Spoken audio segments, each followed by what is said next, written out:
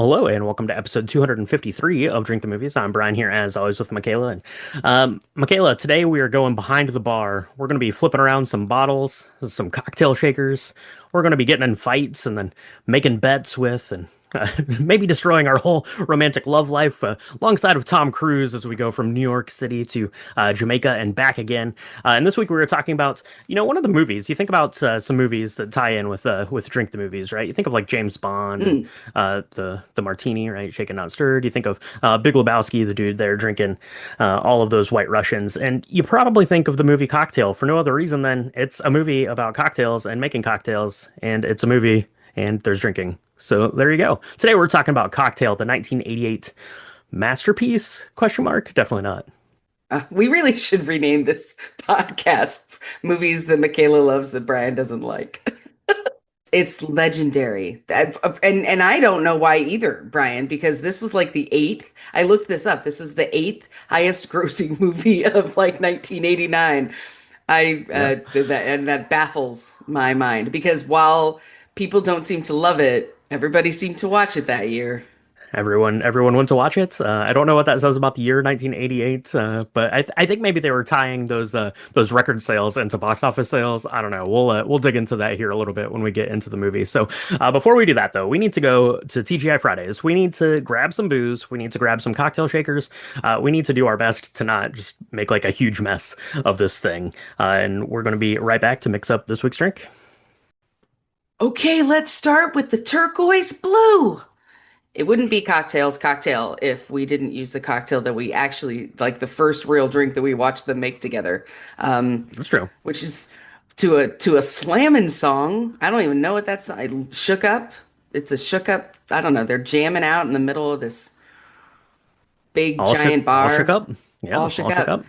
Yeah, that Yeah. soundtrack was amazing. So I thought, Brian, we would make a turquoise blue, knowing full well Hmm. that it was probably going to be a sugary mess. Hmm. And I don't know if anybody has remembered the famous lore that I can't actually make a drink without getting stuff all over my kitchen, like on the chandelier. It happens all the time. But this was no different, I'm happy to say. I think I got blue curacao on the ceiling. You got blue curacao on the ceiling. I mean, in fairness, Tom Cruise doesn't do the best with his flair bartending at the start of the movie either, but he does progress pretty quickly there to being able to do that. They're doing like routines behind the bar, all Hmm. that stuff, and yeah, the turquoise blue is the big takeaway here. I feel like that was like cocktail royalty in the 80s. I feel like sugar bombs and things was where it was at, and the turquoise blue certainly is that. I want to talk a little bit about the TGI Fridays aspect of that here because now we think of TGI Fridays. Well, we don't think of TGI Fridays anymore because I think it went out of business. Um, but TGI Fridays, is this like family, like friendly, kind of place that we think of when we think of TGI Fridays, right? You'd go as this big chain restaurant. They would have, kind of their specials and their cocktail deals. But TGI Fridays started out as actually like a pretty like banging bar. Like that was like where like all this like bartender like culture and like the flair bartending, all that stuff like originates from TGI Fridays. So it's kind of neat that that's where the movie is set, and it shines a little bit of light on that, because by the time either of us were old enough to think about TGI Fridays, we thought about like appetizer samplers and stuff like that, but really the Yeah. bar was where it's at. So the turquoise blue is kind of this iconic cocktail of the 80s of this movie cocktail, and maybe they coincide and don't really exist one without the other. But let's go ahead and put one of these together. I'm going to go ahead and run through the ingredients, and then I'll let you tell everyone how you made it. So, what you're going to need is 1/2 ounce of silver rum, 1/2 ounce of triple sec, 1/2 ounce of blue curacao, 1.5 ounces of sweet and sour mix, and 1.5 ounces of pineapple juice. Those numbers are awfully easy to remember because we're making this in a bar for a lot of people. So here's how I made this drink. So you can use any silver rum that you want. I had some Bacardi left over, so that's what I used. Triple sec. You can use triple sec. You can also substitute it if you wanted to get fancy with like Grand Marnier if you really wanted to. I use Gifford's blue curacao. It is a really high quality blue curacao, and that's going to keep this from becoming a giant sugar bomb, unless that's what you're going for. You can make your own sweet and sour mix. And so that's what I did because I forgot to buy some before the ice storm of 2026 hit us. So if you're going to do that, it's basically simple syrup, equal parts sugar and water, and then both lemon and lime juice, just kind of your tasting. So it's going to be sweet, but it's also going to be a little bit sour, just like the name. And then pineapple juice. So I put all of this into a shaker tin and shook it with some ice. And then I put it in a martini glass, just like they do in the movie. Mine was chilled, so it's kind of frosty on the outside, but it Hmm. leaves this really beautiful blue color. It's for being in a bar, served in a bar at midnight or after hours in Manhattan. It looks a little out of place because you think you would be on a beach drinking this. It's so blue, but it's actually pretty tasty, I thought. Yeah, it actually was not too bad. It was much better than I thought it was going to be. Um, the interesting part about this cocktail and really any cocktail that involves blue curacao is you have the half ounce of blue curacao there, which is very bright, vibrant blue. But none of the other colors are blue, right? You even got some colors that are yellow, but the cocktail comes out crystal clear blue, like it's wild. Like blue curacao like knows no bounds at turning things blue. So that's pretty interesting. I think shaking it in a shaker tin is a really good idea because part of the turquoise blue is you want to get a little bit of air into it, which gives it kind of the more turquoisey color as opposed to that crystal clear blue. Mhm. So that's good. I saw some recipes that called for like throwing this into a blender or using like a hand blender, or you could serve this blended with ice. But basically, you're just trying to aerate the drink a little bit. And yeah, I mean, that was pretty good. And that sweet and sour mix is pretty easy to make if you don't have one on hand. And that might be a good idea because you get like a huge bottle of the sweet and sour mix, and then you have to like deal with it for a long time, unless you're making a lot of these. But you could just make your simple syrup and add some lime and lemon juice there and be good to go. The turquoise blue, yeah, I mean it's iconic. Is it involved? I don't know. You're pulling like three bottles out of your well right there, half ounce each. Pop those in there. You probably have your sweet and sour and pineapple juice mixed up if you're making a lot of these. You're ready to go. You're ready to go. I think Brian Flanagan could handle making up like 8 or 9 of these at a time. Yeah, they had that. They were holding like three bottles at a time when they were doing this. It was really cool. Yeah, but I have to ask, Michaela. So you said that you shook yours up in the shaker tin. Did you take the shaker tin and throw it over your head and catch it behind your back before you poured it I did out? not. I did not. Okay. I did not. That would make sense then why it was on the chandelier. No, yeah, no, absolutely not. I have thought about learning how to do stuff like that though, because I do think that it adds some flair. The guy's making like a rum and coke and he makes it look like it's the most like chicest thing ever, because he's throwing bottles up. That's true. That's true. Well, we're going to revisit the flair of this, I'm sure, when we get into the movie. So let's do this, Michaela. Let's go ahead and take a quick break. We'll mix up another turquoise blue because surprisingly good. 1988, good on you. Let's do that. We'll be right back to chat about this week's film, Cocktail. Spoiler warning for Cocktail. This really, really easy to follow plot. We're gonna talk about it. We're gonna spoil it all. So if you've not seen Cocktail, you should watch it because there's a lot of cool flair. But if you haven't and you don't want us to spoil it, you should press pause and you should go make yourself a turquoise blue because that's arguably better than the movie. What you should do is you Been should warned. go ahead. You should go ahead and mix up a turquoise blue. You should go to whatever platform you use to stream your music, and you could get the cocktail soundtrack. Sip your turquoise blue, listen to the soundtrack, and call it a day. Because if you haven't seen it yet, maybe you want to, maybe you want to. You can check it out. This was released in 1988, so it's getting on in age there. Okay, it's coming up on 40 years old almost. This movie, that's pretty good. This was directed by Roger Donaldson, and it stars Tom Cruise as the big business dreamer turned bartender Brian Flanagan.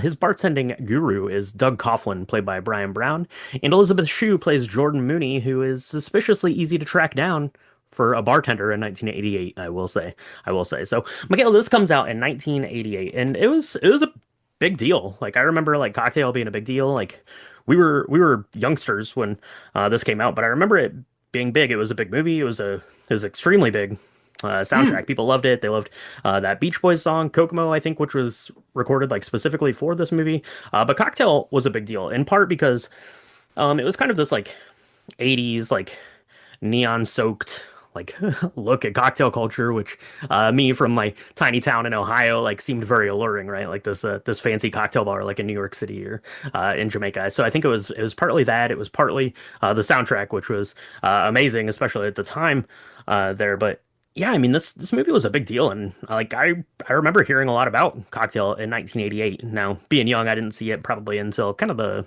like mid 90s would have been the first time I saw it until this week. But do you remember just like the ethos of Cocktail? Partly, I should have mentioned as well. Yeah, you have Tom Cruise in this, who is like I don't know, as Tom Cruisey as Tom Cruise gets in 1988. It's true. Yeah, that's true. Um, I I mean, Tom Cruise is remember still as Tom Cruisey as Tom Cruisey gets, I guess. But that's true. This was like the peak though, like the early rise to stardom for Tom Cruise, right? yeah. Um, yeah, that's true. I do remember everybody listening to the Kokomo song. I mean, I remember that it was in every gas station, it was in every grocery store, it was all over the radio. And I was like I would have been what, 7? Yeah, I mean, I do remember that. I remember watching the preview of the movie because when you would rent a film at the hmm beginning, they would have like previews just put on the movie, right? Before you actually got to watch the film. And hmm yeah. And I remember watching the preview of this over and over. They thought he was good. They were wrong. He was the best. And they're dancing to the hippie hippie shakes scene, right? And they're throwing bottles at each other. And I remember being like, this is the coolest thing ever. Of course, in this instance, I was too young to watch it. So I didn't for a while. But I remember watching, I mean, it was a huge deal. It was a preview for like every movie that you rented at my local theater, like Right. Yeah. movie store, hmm right? It was crazy. And I was Yeah. It was like all 10 going, this looks great. Yeah, it was all over the place, and I think like Disney, I think was like the distributor for this film potentially or something like that. So I mean, I had like all of the like marketing power of that behind it as well. So yeah, so I remember it being like a huge deal, but didn't see it when it came out. Obviously, too young. Didn't see it till later, and I really hadn't seen it until just this past week when we watched it for the purpose of the podcast. Like there is a plot to the movie, I guess, kind of, sort of, a little bit. So let's get into it here from this standpoint. So you have Brian Flanagan, who is there. The movie just like happens. Like you don't really understand like what's going on really because he's in a car with these other like military like service people and they chase down this bus and like stop it and he like gets off and gets on. You don't have any idea like who any of these people are, what this bus is, like where it's going. Like you don't like have any idea what's happening. But as it turns out, Brian Flanagan is on his way to New York City to strike it out. So he's out of the military now. He wants to go and be like this business leader, which is I don't know, which is wild because you see him doing like all of these like interviews with people. Mm. And shout out to the women bosses here in the 80s because you had to not only be excellent at your job, but you also had to wear like those square shoulder pads, which are epic Oh yeah. in the film. That's pretty good. That's pretty good. But Brian Flanagan strikes out again and again, right? He's a hard worker. He wants to do a good job. He wants to do all of this stuff, but strikes out and ends up having to work at the bar at TGI Fridays. Yeah. Yeah. And his meeting, that first meeting that he has when he goes in, he's looking for the manager and he meets Joseph Coughlin, who's ends up being, one of his best friends. Who's this old guy placed by Brian Brown, right? He's older. He's, from Australia, so he's teaching him how to make this really amazing drink. We could have done actually the red eye, but I'm trying to not be grossed out. It's like the grossest thing ever, but that's like Doug's favorite drink. So that's the first drink he teaches him. It's kind of, I don't know. The whole beginning montage of this movie, the first like 20 minutes, you are kind of thrust into this this story. It's worth noting that this was a book, apparently. hmm And the same guy who did the screenplay wrote the book. I think they came out pretty close to each other, but I don't know. It did feel like that to me when you first start watching this from like a critique perspective, because Yeah. it does throw a bunch of things at you, right? Right? He kind of has this apartment. He's got this uncle at the bar. You don't really know how any of that really all fits. hmm You're just kind of along for the ride, and I think I don't know the next bit of it where he's trying to go to college and do like a business program and then also keep his new job at this bar and then really getting kind of sucked into that lifestyle of being up really late, drinking all night, but really still being interested in how to like craft the cocktails and how to make it look good so that you get the most money, like that, learning that whole space. I really like that piece of it. Yeah. Yeah, I think what it was trying to do is just to highlight like the adrenaline like buzz of that world Mm, a little mm, bit because you see Brian Flanagan here as he's trading, basically wanting to be like this business person, right, in the city to being this bartender. And like he like it turns like on a dime, right, because he's at all these interviews. He's like, I'm gonna do good, I'm gonna work hard, I can have good ideas, I'll do whatever, I'll start at the bottom, all this stuff. And then like almost immediately you see him like tending bar and focusing on that. And then he's in like business school and he's like being all like snarky with his teachers and like all this stuff. So like there was like a huge like chasm like turn that he makes here pretty quick. But like that is the fun part of the movie though, is him like learning how to tend bar, because he goes there and he's on like a trial day for like the first day with Doug Coughlin, who brings him in. He's like, you can come, which seems like terrible. Like you're getting like thrown to the wolves. He doesn't know anything about Tenenbaum. We do see him like pouring a beer at his uncle's place, but he only pours it like three-quarters of the way full. What are you doing, you knucklehead? Brian Flanagan. So he's there. He's thrown into the deep end. Like the waitresses are all giving him shtick because he doesn't know how to make any of the drinks, all this stuff, and he's like trying to like pull out the book. He's like trying to learn how to make like a martini on the fly. Maybe you put in a little bit of that work before your first trial shift, but apparently does good enough. I think Doug Coughlin is going to be, wanting to take him under his wing a little bit, which is interesting, which I think was probably like the direction that the movie was intended to go, was to like explore more of that like student mm. mentor type of relationship, because that's the most interesting part of the film, hands down, for me. But Brian does end up kind of taken to this world of cocktail making, of TGI Fridays, of like all this adrenaline and learning how to do this crazy bartending and making a lot of money for someone new to the city right there. But with that comes the flying too high of that lifestyle, right? It's late nights, it's lots of drinking, it's lots of seduction of things that maybe that you should be trying to avoid as you're trying to get your young life on track. Mm. Yeah. Yeah, I mean their relationship and their friendship is really interesting. It's kind of barbed on one side. It's like almost based in jealousy. Because Doug loves to tell Brian what he's doing wrong. Like Doug has it all together, and meanwhile Doug is we find out later that Doug is really struggling himself, right? Mm. And so, they kind of Coughlin ends up kind of betraying Brian, and they get into this almost bar fight in the middle of this really giant bar. Um, I don't know what you felt about like the art direction, and I know this is not a film, this is a movie, I get that, but like Mhm. I really enjoyed kind of the bits that we got to see from like of what like a really amazing bar in the late 80s would have looked like, what it would have felt like, what it would have sounded like. It would have Mhm. taken 18 years to get a beer because there was only one bar and it was just Doug and Brian tending it. But like Yeah. I don't know. I that and then in a little bit later when Brian and Doug have their falling out and you see the resort, what like in the late 1980s, what a beautiful resort in Jamaica would look like, what Mhm. that kind of bar would look like. Right. And then bringing you back like so what did you have any thoughts about that piece of it?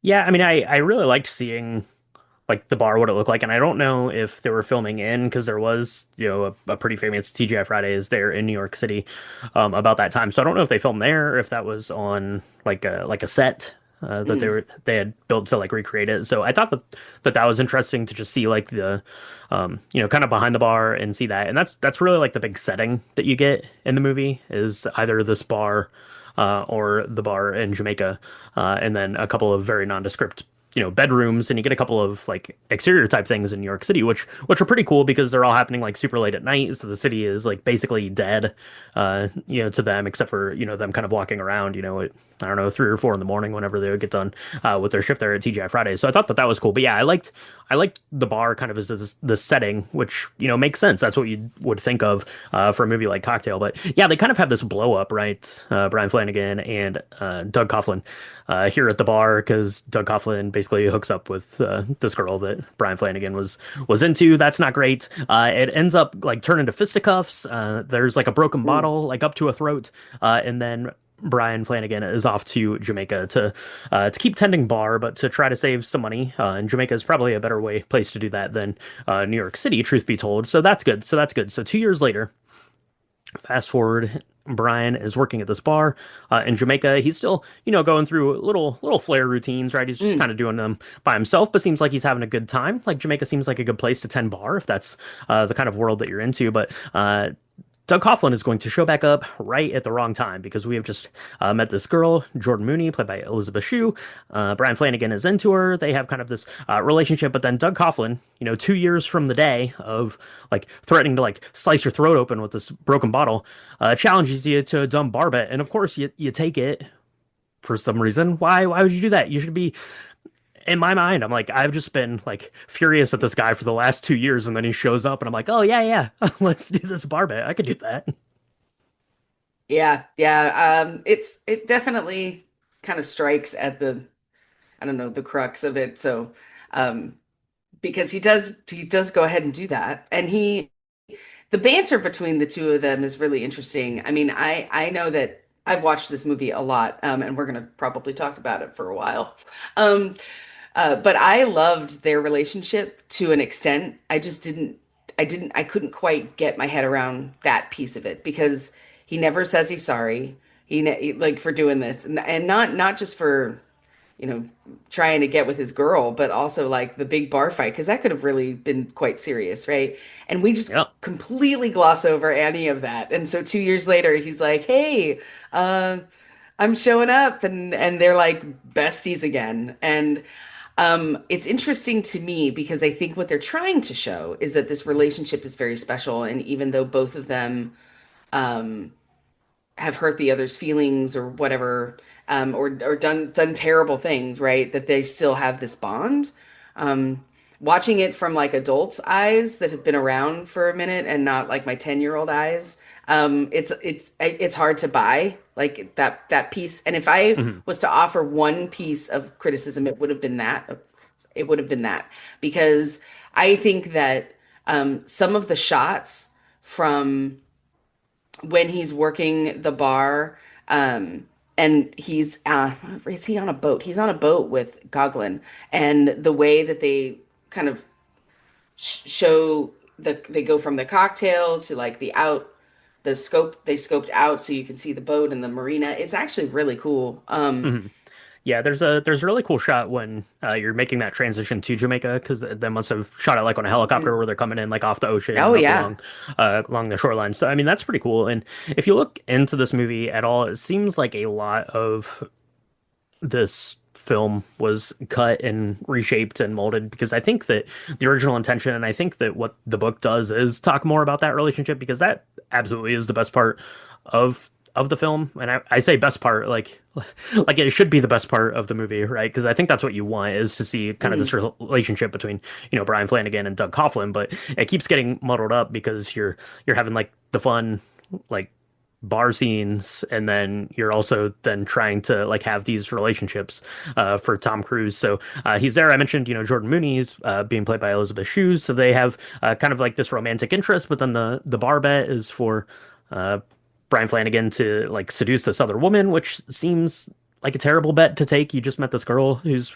probably in Jamaica for like like 4 days or something. So maybe just focus on that. I don't know for sure, but he ends up like going off with this woman and then going back, and then of course. It makes sense that all these people happen to live back in New York City. So we're going to leave Jamaica and we're going to go back. And Brian Flanagan is starting to get like disenchanted with like the decisions that he's made and the life that he's living, but he also seems like interested in continuing to live that life and not have anyone judge it.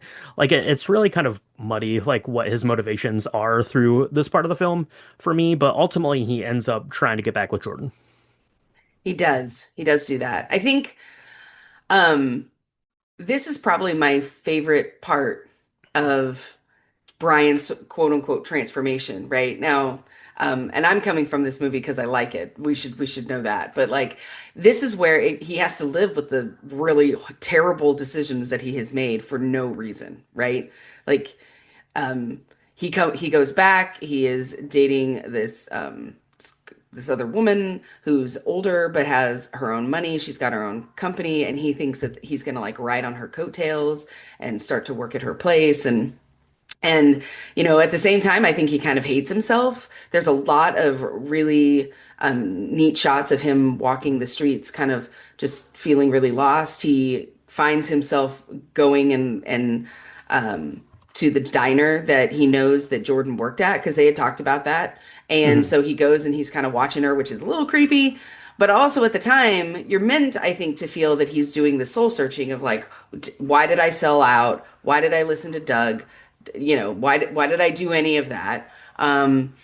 And so he kind of has some moments of like self-worth where he's like, I can't continue to be with this woman because she's using me and I'm using her, and I don't want to do that.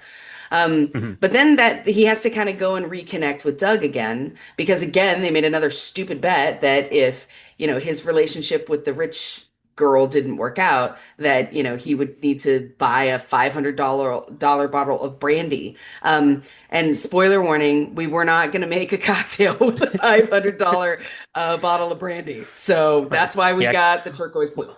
Well, that bottle is about $2,000 now, Yeah, and probably. that was one of my takeaways because I used to work at a liquor store, so I know that bottle very very well. Right, we had it locked up as in this case, and so I knew how expensive that was. But they pour it, and I don't know if that was like an actual like bottle of that or if they had like a prop bottle made because they each pour into like some huge like brandy snifter about like 12 ounces of this elixir. They pour out about $800 worth of this brandy to go into their glass right there, this cognac. So yeah, so that was good.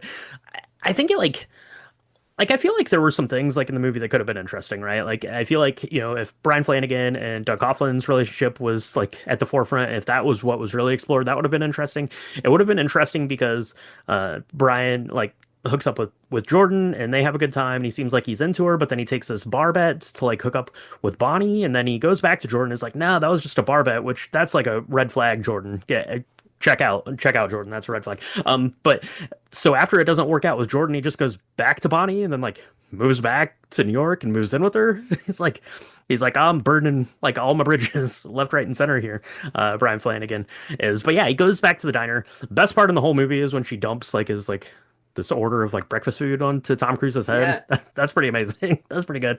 But eventually, I guess she forgives him as he has sworn off his old ways. And there's some baby magic in the air, I guess. There's So some baby magic. Yeah. Well, yeah. I mean, I do want to she's a talk breakfast about waitress, and he works at TGI Fridays bar. That schedule is not going to be good for the children. One of you are going to have to make a move. something. But they figure it out because he gets at the end, right? He apologizes to Jordan. He, tells her how he feels after losing his friend, right? I mean, and again, I think I get, I'd love to read the book. Now that I know that it's a book, I'd really love to figure out if these details were in the book and they just couldn't put it all in a 90-minute movie. But it would really be interesting to see how like that worked in from like that whole forgiveness scene, and then they go off on their Hmm. own, and Brian takes a loan with his uncle, starts his own bar that and that was one of the reasons why he was in Jamaica for a couple of years, was to save money to try and make his own bar, right? And so the last shot is him doing that. I have to Should have say, just made your own bar in Jamaica. That's way cheaper than go back to New York, by the way. yeah, yeah, and that would have been. I mean, I don't know why. I mean, I know why he left Jamaica, but I thought that that was like the perfect deal because he just kind of showed up. Everybody worshiped him at that bar. Like there's so many scenes where all the people are like, "Hey," and there he's like remembering all their Hmm. drinks and stuff. Yep.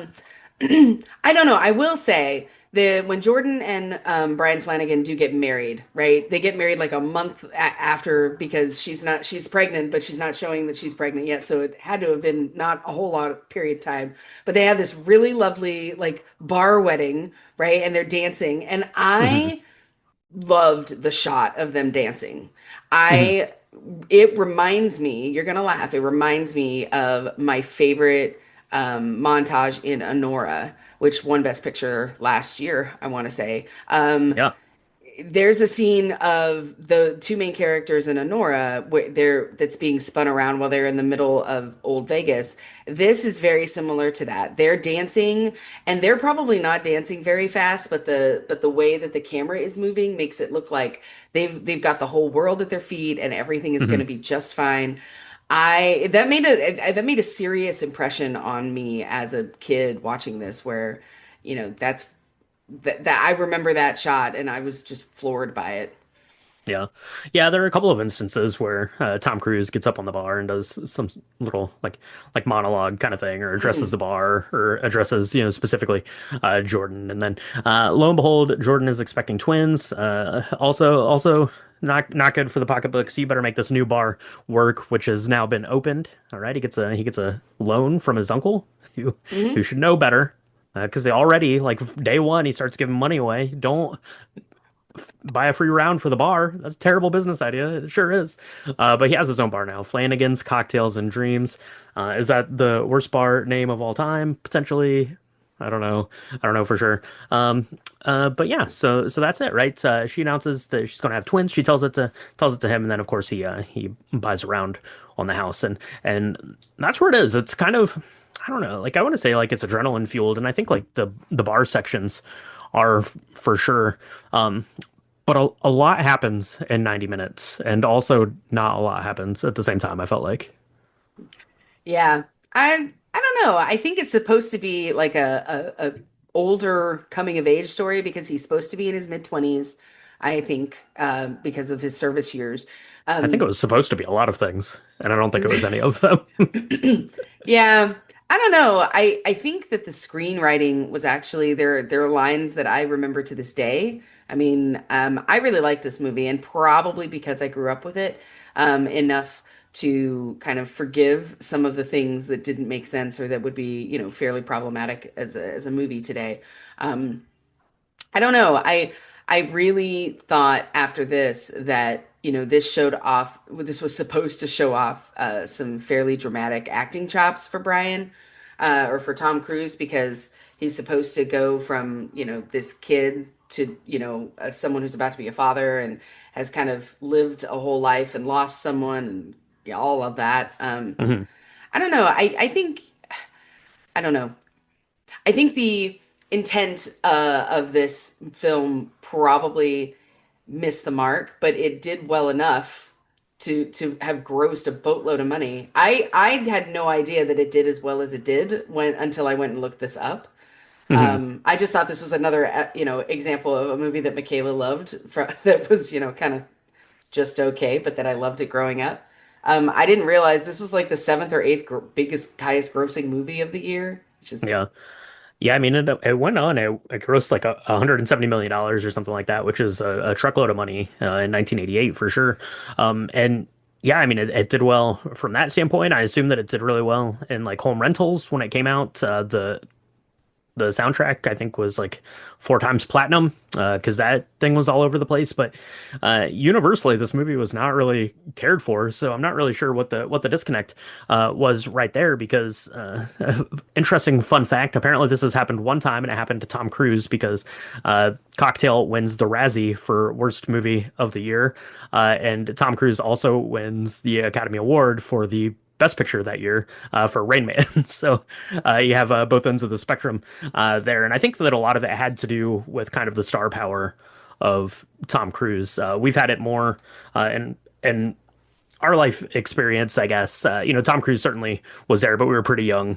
Kind of at like this, right? Born on the Fourth of July and Mm, Cocktail and Rain Man and stuff. We were pretty young then, but I think we probably could remember it more with like Will Smith, who was in like a summer blockbuster like for like 5 years in a row in these movies that just like were like gangbusters just because he was yeah. in it. Like he had that sort of like drawing like star power, and I think Tom Cruise plays a big role in really bringing kind of Cocktail to the forefront to the nation on a movie that I think was not well received necessarily, but people were still interested to see it. And like I said, I think just kind of the aesthetic of the late 80s of this cocktail scene was something that was intriguing to Mm. people around the country who wanted to kind of experience something. No TGI Fridays bars in small town Ohio where I'm from. So yeah, so you watch this as a youngster. You said you watch this pretty often. I know you could stand up on the bar and recite that whole uh,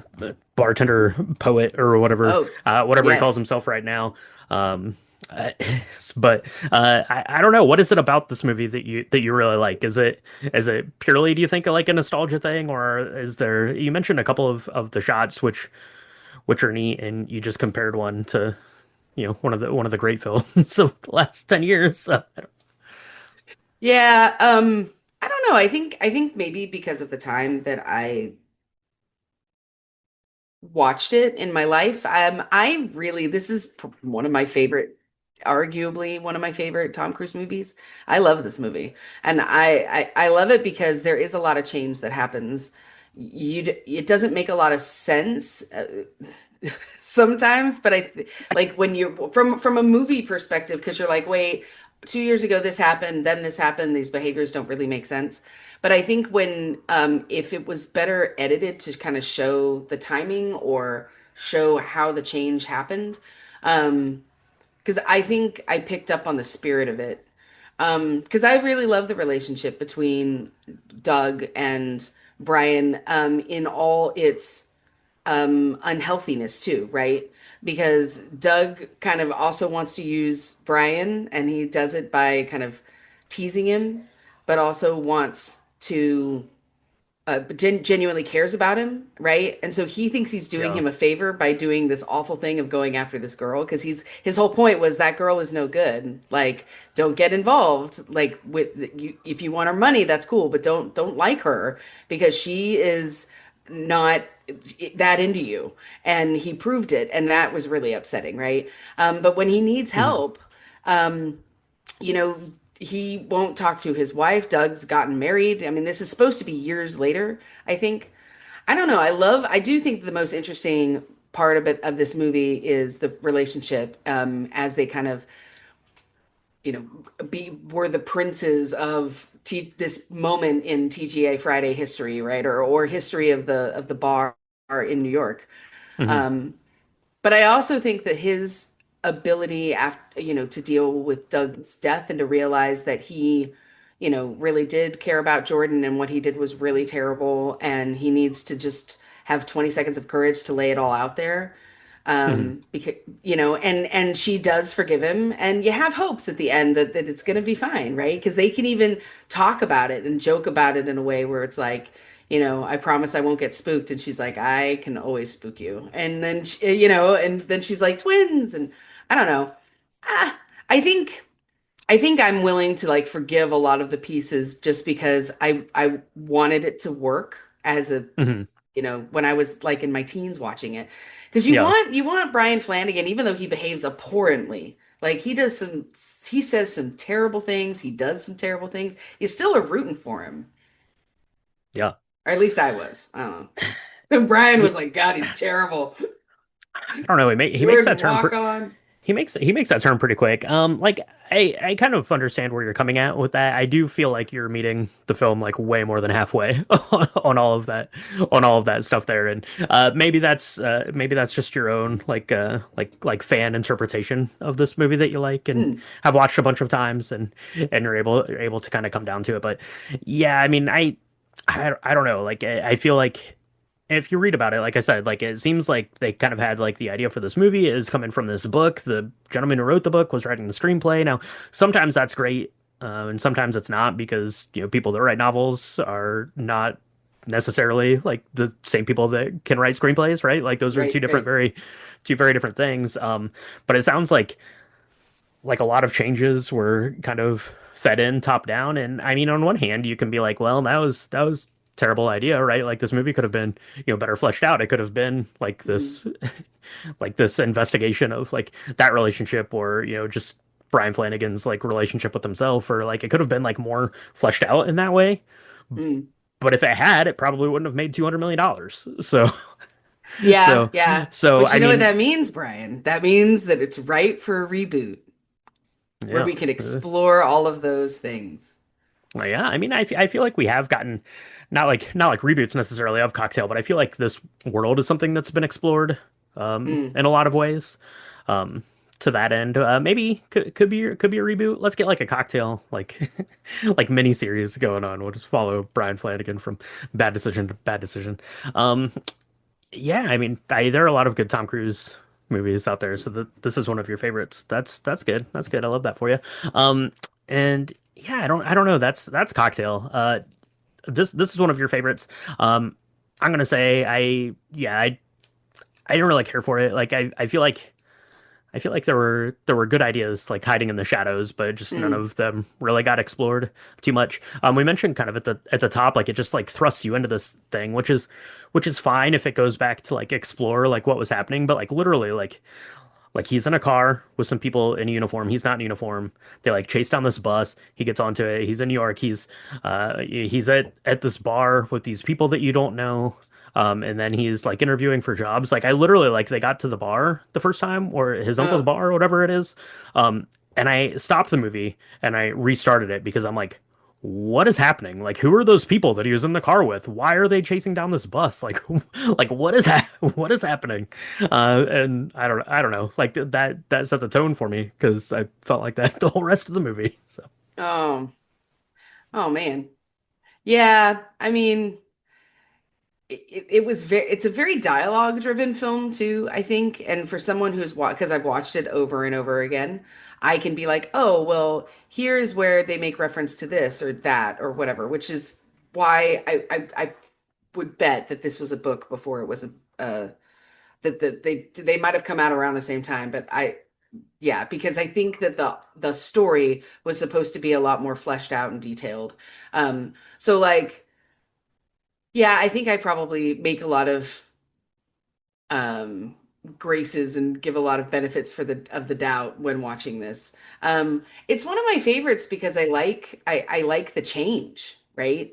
And I think that for Tom Cruise gets a really bad rap. He's done a lot of dramatic work. I mean, Born on the Fourth of July is arguably like one of the best of his movies, right? And that was at the very start of his career. Um, he's done a lot of things. But he's not.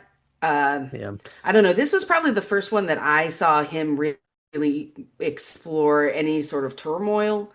Because he was always Top Gun, right? Who, was gonna always make it out and be fine. I don't know. I don't know why I yeah, liked it so much. yeah. Yeah. You have Top Gun, which came out 2 years before that, but The Color of Money also came out that year, 1986. Mm, Previous to that, you had like Risky Business, and then Rain Man, the same year as yeah, yeah.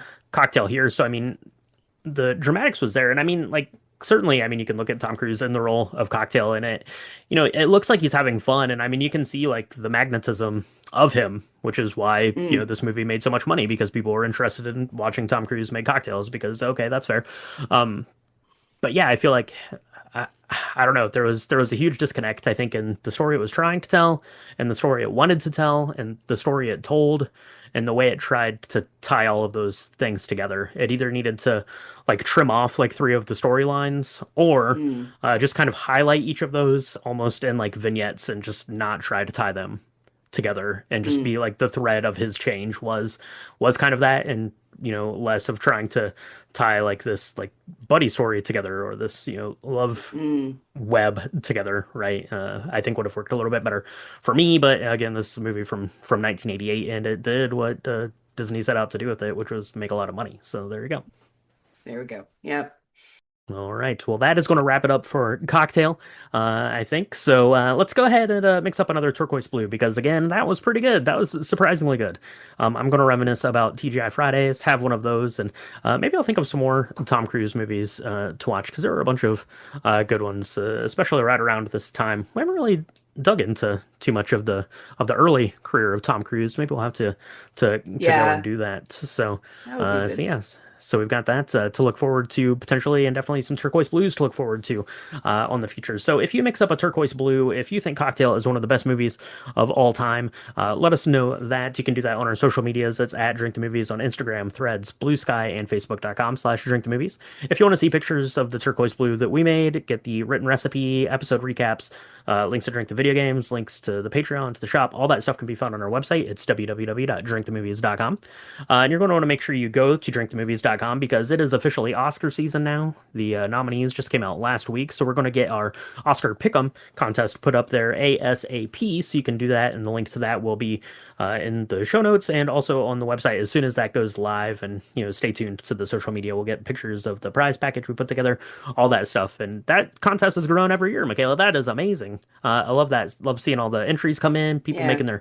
people making their picks. I feel like this Oscars is going to be tricky. So I feel like we say that every year, but I feel like extra tricky this year, except for Avatar is going to win that visual effects Oscar guarantee. Yeah. Um, but yeah, beyond that, so we've got that to look forward to, and you also have some fun stuff to look forward to here on the podcast feed. We're doing a couple of Winter Olympic tie-ins, which is perfect here for the next couple of weeks as we try to thaw out from all of this ice. So, Michaela, where can people tune in for our lobby bar episodes, for our main episodes? Where can they log in for our new video versions of the podcast that we're doing once a month?